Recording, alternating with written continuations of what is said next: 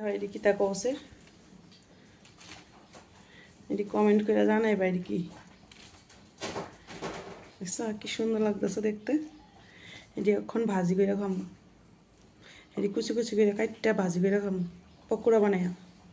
তোমরা কেড়া কেড়া খাও, এটি পকোড়া বানাইয়া যে মজা। এটি কুচি কুচি করে কাটটা একটু পেঁয়াজ দাও, একটু কাঁচামরিচ দাও, একটু লবণ দাও, একটু হলুদ দাও, দিয়ে একটু চালের গুঁড়া দিয়ে একটু বেসন দিয়ে বাস বড়া করে খাইলো, কি মজা জানো। তো গাইস এটি খাওয়ানোর না, এটি ফাইজলাম করছি। তো এটি এসে কিতা জানো নি, এই যে দেখো আমার ঝিঙ্গা, আর আমি ঝিঙ্গা কেমনে কাটি দেখো, একদম ফ্রেশ করে কাটলে, কারণ ঝিঙ্গা ইয়া থাকলে ভালো লাগে না, একদম ফ্রেশ করে। আর কিতা দিয়ে কাটি জানো, এই যে দেখো, এটা যদি না থাকে আমি ঝিঙ্গা কাটতেই পারতাম না। আমার এটা হচ্ছে ঝিঙ্গা কাটানোর অস্ত্র। তো আমি দাও দিয়া ঝিঙ্গা কাটতে পারি না, আমি এটা দিয়ে কাটি ঝিঙ্গা, খুব মজা লাগে এটা দিয়ে কাটতে, ইজিলি কাটা হয়ে যাবে। তো গাইস আজকে রান্না করলাম ঝিঙ্গা দিয়া, মাছ দিয়া।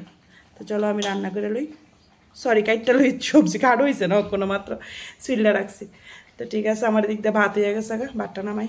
তো ফ্রেন্ড আমার রান্না শেষ, আর আমি আজকে শুধু আলু ভর্তা দিয়ে খাবো। আলু ভর্তা না, এটার লোক আছে তোমার আলু আছে, কাঁচামরিচ আছে, তারপরে কাঁচা পেঁয়াজ আছে, আর আছে কাঁচা কলা, সব কিছু এক লোকে দিয়ে ভর্তা করছি। তখন আমি খাওয়া দাওয়া শেষ, আর ওখানে আমি যাইতে গেছি আমার বাসুজি বাড়ি। তো তারা বাড়িতে আজকে, মাম্পি তারা বাড়িতে আজকে কালকে বৈষ্ণব সেবা, তো তার লেগে যাইতে আসি।